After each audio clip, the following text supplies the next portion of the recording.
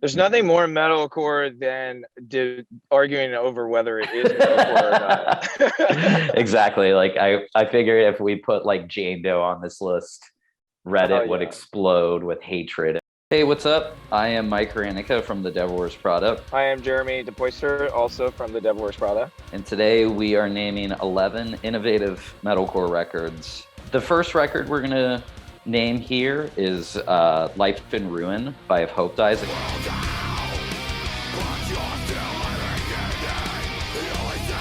A Lamb of God vibe to some extent, but just like definitely, I think, like a blue collar vibe, sort of like balls to the wall. Melodic notations, I think, here and there, but for me, one of those records that I don't think too many people heard about. And when I think back to like people naming metalcore and thinking of like our modern day heavyweights like Parkway and whatnot, I think of like If Hope Dies and like the like really powerful like screamy choruses. The second one here on our list was Frail Words Collapse by As I Lay Dying.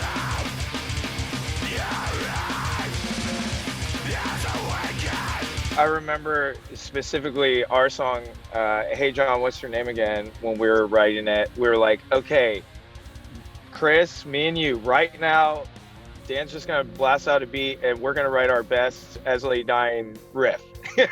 You know, to rip off. That's just what stuck. That I don't think we would have existed without their pure volume. Obviously, we're heavily influenced on the Christian side of things, and I think that, you know, given the band's history and whatnot, we don't really have to comment on. But Frail Words Collapse, I kind of think transcended people that were like, oh, I don't dig Christian metalcore. It kind of just crossed all borders. So some of the clean singing, I think, you know, as we go through this list, I think some of the biggest parts of what really passed for metalcore for us was the whole, you know, screaming front man with the guitar player or whatever, bass player singing. Next on the list is Pass the Flask by The Bled.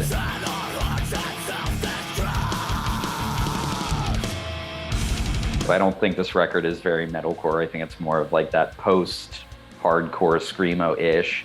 But I think just to put it out there, I think it's, for not to speak for us both, but I think, you know, we have some picks on here that I don't think are super definitive, but Pass the Flask, I think, is like probably the most influential record to Prada, in my opinion. Definitely in that era too. It's just kind of like innovative in that it took all these tropes that other people were doing and did them in a really creative way, where you could get kind of mixed up in like the riff-raff of some of the like, oh, is that this band or that band? X this, X that. They were like, you would know immediately if it was The Bled that it came on. It was just such a unique sound.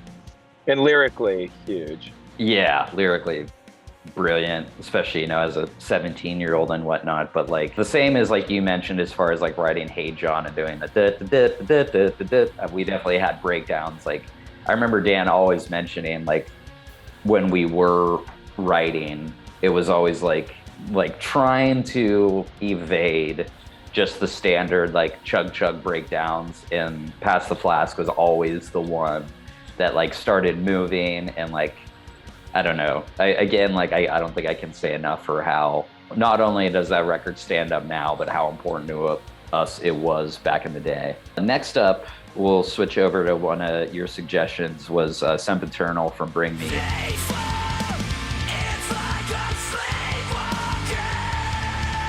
Yeah, as far as like innovative, I don't think anybody really changed the course. Well, I think everyone was kind of doing that in our era though.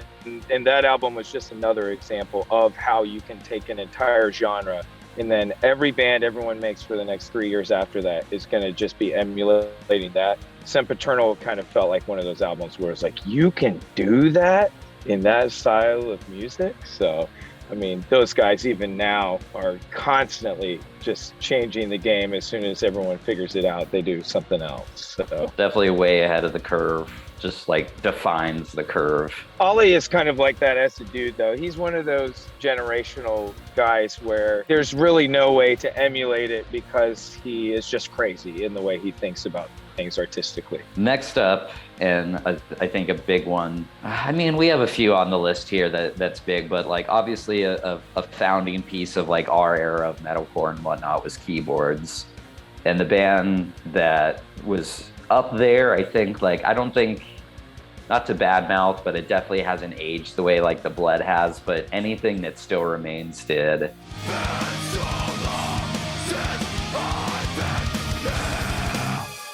Definitely, it's just highly influential on us, and I think, you know, like our first 3 records and the Zombie EP, all with Joey Sturgis, I think that a lot of anything production and keyboard-wise or synthesizer-wise was probably born off of Still Remains originally. I had Of Love and Lunacy. I think that was a full length, but I think the EP was called If Love Was Born to Die. That sounds right. In your dad's Honda Pilot, we listened to that thing until it didn't spin anymore, pretty much. You know, I'll throw in another one off our list was Bleeding Through.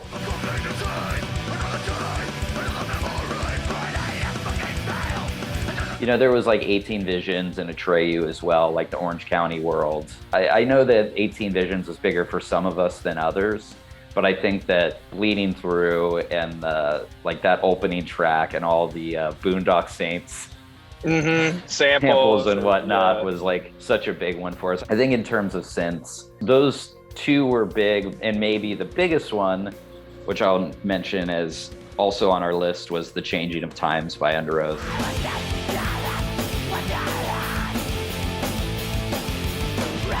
I think them as a band would probably want to maybe distance themselves from the metalcore tag, but I mean, that was a huge one for me. I mean, like Thrice is definitely not metalcore at all, but like between like Thrice and Under Oath was like, and As Lay Dying was like some of the first like screamy bands I had ever heard.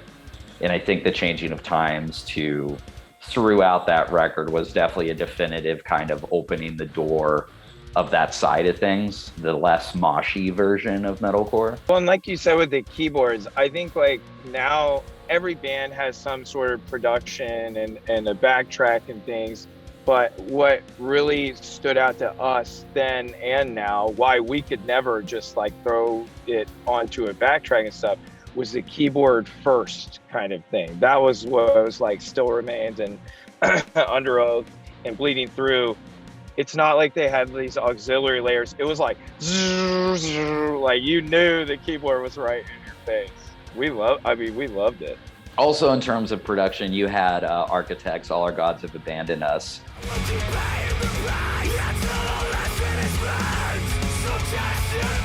Same as Bring Me, as far as like, whoa, everything is going to be like in the wake of this. I think like one thing we didn't mention on here was Parkway Drive, and I'm only saying that because first of all, that album that Adam D did was so influential to us. You know, that was a huge like, oh my gosh, this is a metalcore staple. But them, us, and Architects all being on the same tour is so funny because, you know, it just kind of shows these groups are all just a bunch of kids who get turned on to stuff, try out a bunch of sounds, not all of them stick, and then every once in a while you just put out something that just changes everything for all the other bands worldwide. And those guys definitely, with like All Our Gods Have Abandoned Us, just like, it blew me away. I know, because I know the guys. I thought they were a good band. They're great performers. They had some good songs, but that was just, oh wow, this is one of those releases. It's the kind of thing where, and I know we felt like this on some of our albums, certainly it legitimizes something that isn't always taken seriously. I think a lot of bands like want to sound like larger than life, like huge, like us included in moments and whatnot, but like I think Architects had done a really good job of like sounding bigger than anything and just out-competing anyone that wants to go to like the next level of like atmospheric metalcore. Very automatic for me to put on this list, Symphony in Peril, specifically the Horror's Trophy.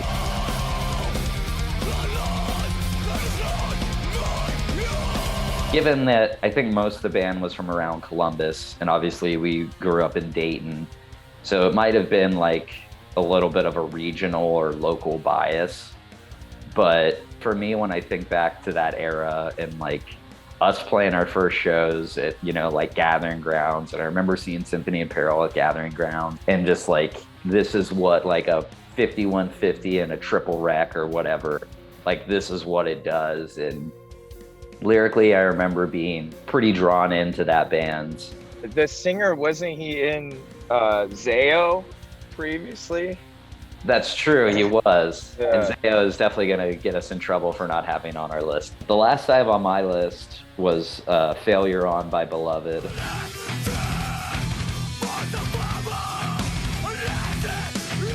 It's up there with The Bled in that, like, I would never ever say that this is a metalcore record. But to me, in terms of like, and I know this is, the idea here is not to say like the most influential bands of Prada, but to say like early metalcore. But like, I think Beloved was another one in there that like even heavier bands look to that as far as like, oh, this is like really good blend of like breakdowny mosh stuff combined with like melody and really good clean vocal hooks. The last one that you pitched in here, which I'm very glad you did, was The End of Heartache by Killswitch.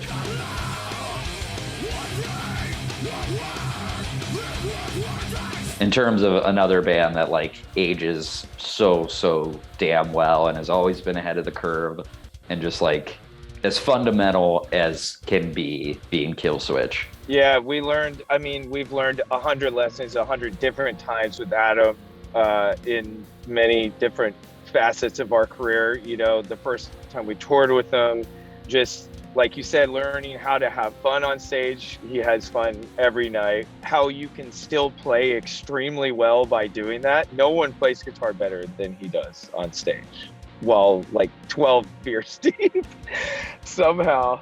But then working together, like his approach to writing metalcore music was totally transformative for us. And like the way he approaches vocals, where like, you know, our whole list is basically how we learned how to write songs as kids, you know, in the garage. Like that was our influence. That was what we were striving for. But he and Killswitch kind of said there's a better, even bigger way for a certain type of song. You know, you can fit it within the structure and still have all your little metalcore toys and stuff. So I think we learned a lot from that, and anybody who worked with Adam in that era definitely did. Same as like him producing Parkway, him producing Unearthed for so long, and Unearthed being like such a heavyweight.